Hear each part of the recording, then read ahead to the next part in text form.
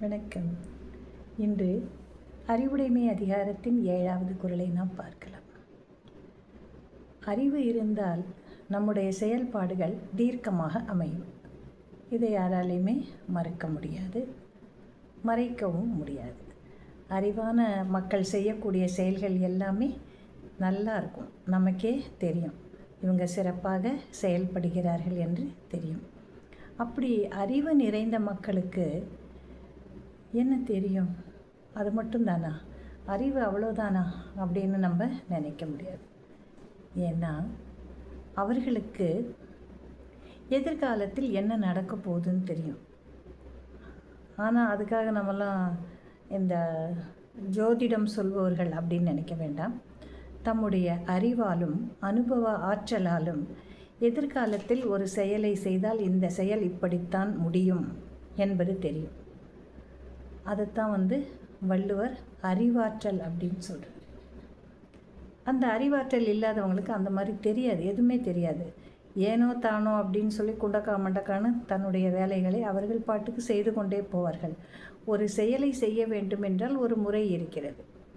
ஒரு சமையலே செய்கிறோம், அதுக்கு என்ன தேவைகள் என்னென்ன, அது எவ்வளவு வேணும், இதெல்லாம் தெரிஞ்சு செஞ்சால் அது தன்னாலேயே சிறப்பாக அமையும். நீ சாம்பார் வைக்கிறியா, மிளகாத்தூள், மல்லித்தூள், புளியை கரைச்சி ஊற்றி காய்கறியை போட்டு கொதிக்க வச்சு பருப்பை எடுத்து ஊற்றுனா சரியாக போச்சு சாம்பார் அப்படின்னு வச்சா அது எப்படி இருக்கும்? வாயில் வைக்க வழங்காது. எல்லாத்துக்குமே ஒரு அளவு இருக்கிறது. எவ்வளவு என்று திட்டமிடல் வேண்டும், எத்தனை பேர் என்று அறிய வேண்டும், என்ன காய் சமைக்கிறோன்னு தெரியணும்.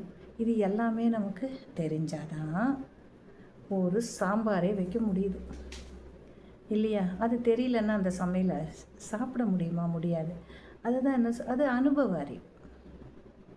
அவங்க இதுக்காக படிக்க வேணாம், பட் அனுபவ அறிவுன்னு நம்ம சொல்கிறோம்.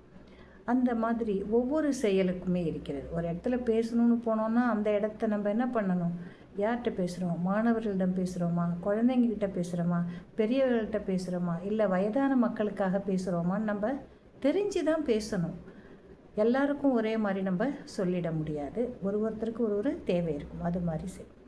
அப்போ தான் என்ன நடக்கும்? நமக்கு என்னென்ன செயல்கள், இவங்கக்கிட்ட இதைத்தான் பேசணும் அப்படிங்கிற எண்ணம் நமக்கே வரும் இல்லையா? அதைத்தான் சொல்கிறார்.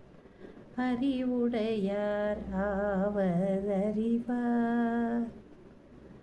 அறிவுடையார் ஆவது அறிவார், அறிவிலார் அகுதறிவில்லாதவர்,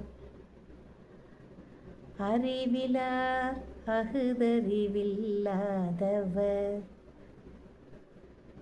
அறிவுடையார் ஆவது அறிவார், அறிவிலார் அகுதறிதல்லாதவர். இதில் என்ன சொல்லுது?